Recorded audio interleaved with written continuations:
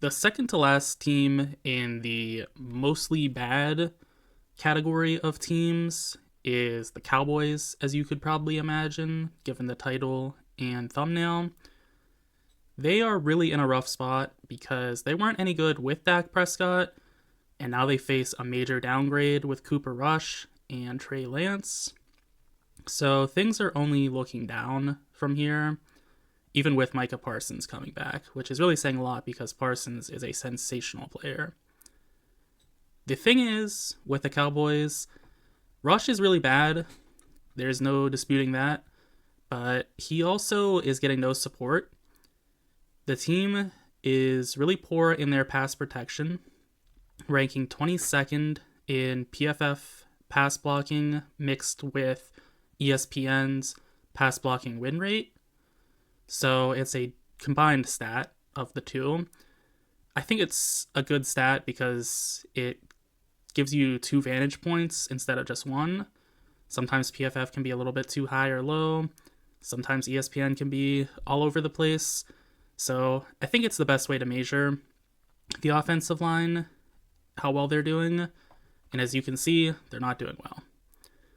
They're also not really too hot at their weapons either, because CeeDee Lamb is a fantastic target.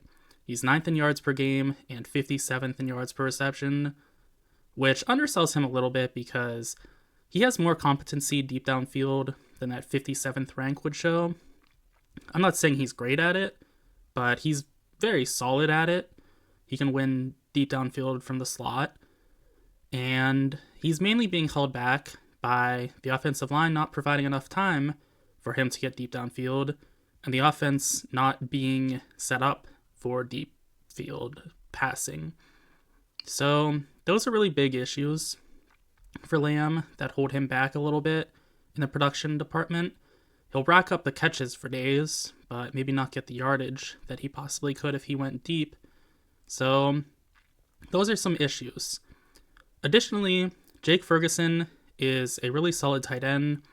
He's somewhat similar to Lamb in that he's 8th in yards per game for tight ends and 29th in yards per reception. He, I would say, does kind of fit more so the mold of a tight end that just doesn't win deep.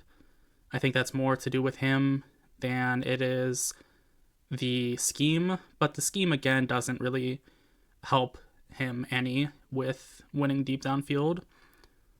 Additionally, Jalen Tolbert is okay. He's a solid number 2.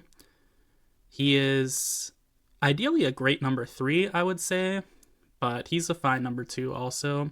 He's a nice 69th in yards per game and 67th in yards per reception. So he's solid in both departments. He's not going to wow you, but he's a competent receiver for sure.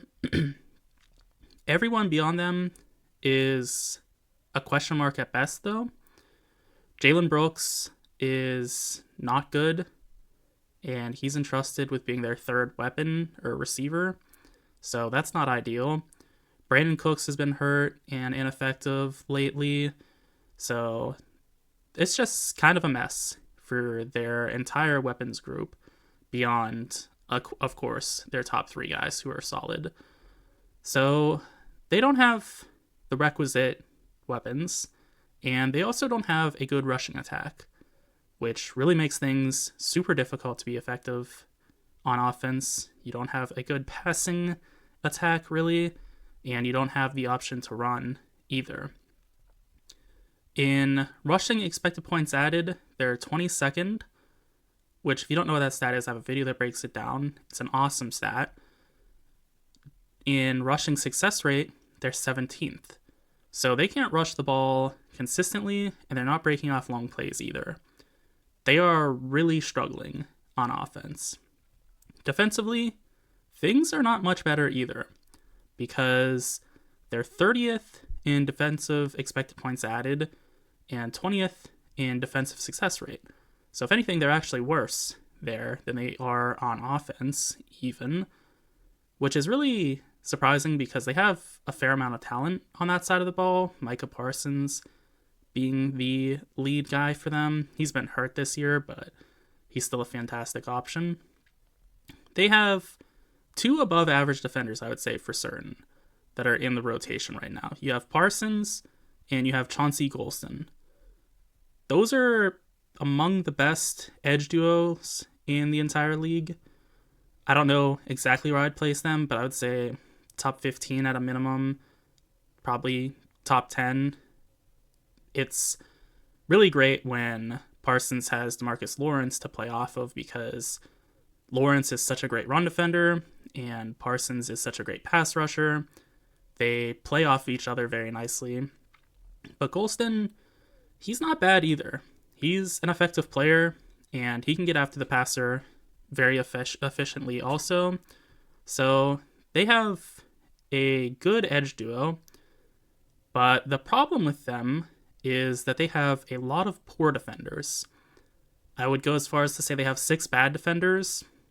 They have cornerback Kalen Carson. Trayvon Diggs has not been good this year. He's giving up all the yards he normally does, but having no ball production either. Safety Donovan Wilson and safety Malik Hooker, both playing poorly in coverage and in the run game also. And then edge Carl Lawson and defensive tackle Mozzie Smith.